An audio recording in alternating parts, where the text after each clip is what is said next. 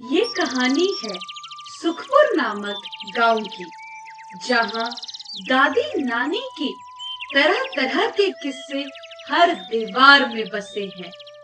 यहाँ रहते थे एक साधारण लेकिन अपने कर्मठ स्वभाव के बूढ़े पिताजी और उनके 3 बेटे। रोहन थोड़ा आलसी, बस आराम को जीवन समझता। सोहन चालाक दिमाग, पैसों की गिनती में माहिर।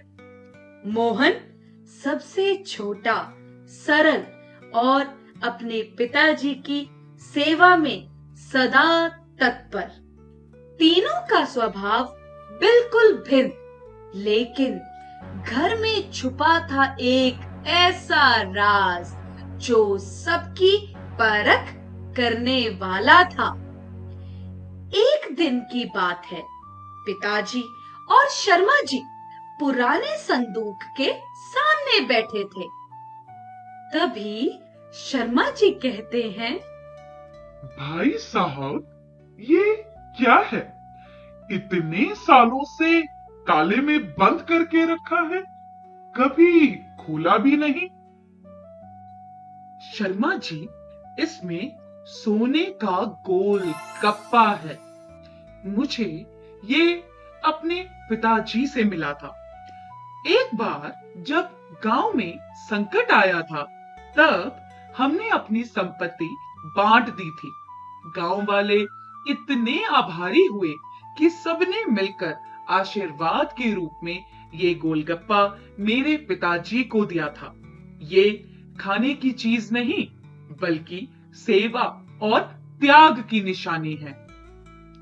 अच्छा, मगर मेरा एक सवाल है कि आखिर गोलगप्पा ही क्यों? कोई और कीमती चीज भी तो दे सकते थे, जैसे कि कोई सोने की अंगूठी या सोने की ईंट। हाँ, बिल्कुल, मगर गांव वाले जानते थे कि पिताजी को स्वादिष्ट और छोटे छोटे पकवान बहुत पसंद थे, खासकर गोलगप्पे।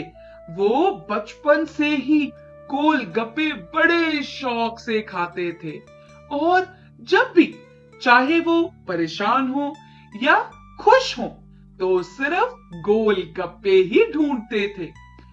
जब गांव वालों ने सोचा कि उन्हें आभार स्वरूप कुछ सोने का देना है, तो उन्होंने ऐसा उपहार चुना जो पिताजी के दिल से जुड़ा हो और उन्हें पसंद भी आए। अगर वो कोई सोने की अंगूठी या सोने की ईंट देते, तो वह बस एक आम चीज होती। लेकिन सोने का गोलगप्पा, यह एकता, स्वाद और खुशियों का प्रतीक था, और उनका सबसे पसंदीदा व्यंजन भी, जिसे देखकर वो हमेशा खुश हो जाते। हाँ, जो दिल को छू जाए वही तो होता है असली तोहफा। पर अब आप इस गोलगप्पे का करेंगे क्या? मैं इस गोलगप्पे को अपने उस बेटे को देना चाहता हूं जो न केवल दिल से सेवा करे, बल्कि अपने प्रेम और समर्पण से परिवार और पूरे गांव की खुशियों की देखभाल करे। ये सारी बातें दूर से सुन रहे थे पिताजी के तीनों बेटे। रोहन धीरे से सोहन को कहता है, वाह, सोने का गोलगप्पा! ये तो हमारी किस्मत ही बदल देगा। अब पापा को रिझाना होगा, तभी मिलेगा चमकता हुआ गोलगप्पा।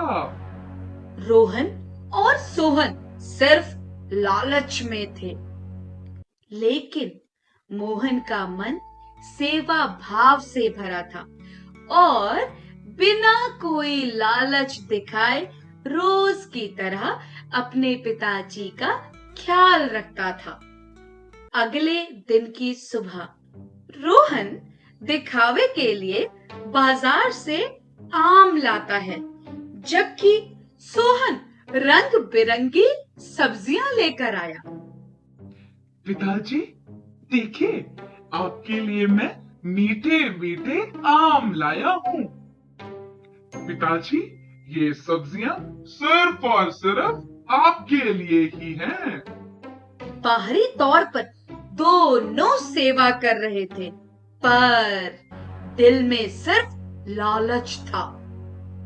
एक दिन गांव का एक गरीब बूढ़ा आदमी सड़क के किनारे बैठा था।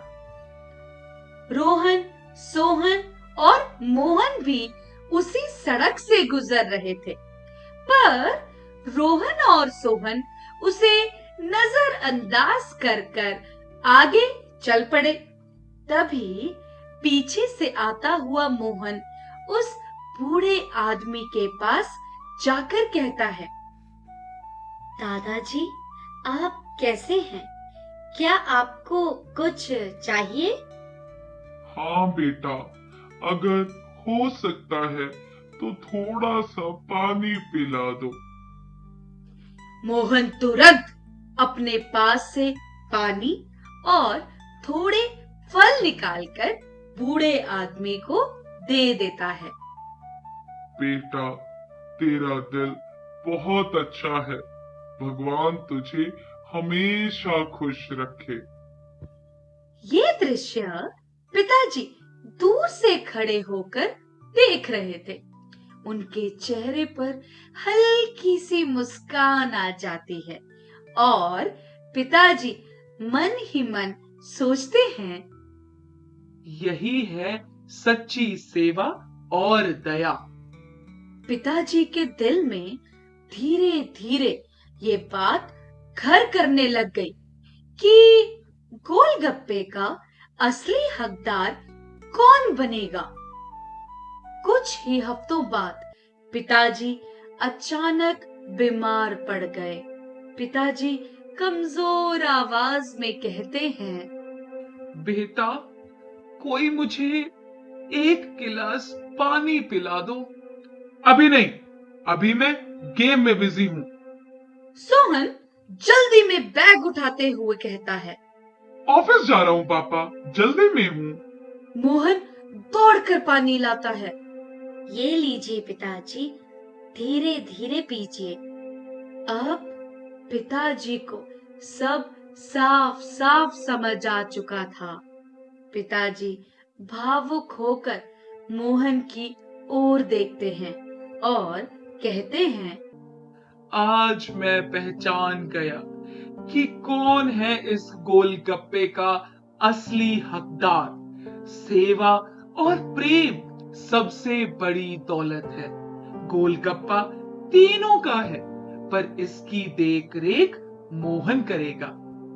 पिताजी संदूक खोलते हैं, सोने का चमकता गोलगप्पा निकालते हैं और मोहन को दे देते हैं और कहते हैं, बेटा, ये खाने की वस्तु नहीं, बल्कि सेवा, आशीर्वाद और त्याग की निशानी है।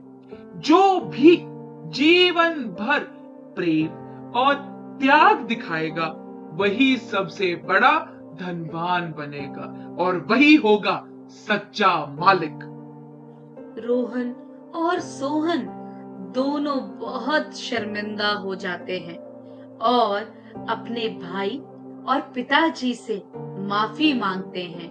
माफ करना पिताजी, अब हम भी दिल से सेवा करेंगे। मोहन मुस्कुराते हुए कहता है, हाँ, इसे हम सब साथ मिलकर ही संभालेंगे। तीनों बेटे अब पिताजी और गांव वालों की सेवा कर रहे थे। गोलगप्पा कमरे में रखा चमक रहा था और अब ये सबके बीच बांटने और सेवा का प्रतीक बन चुका था।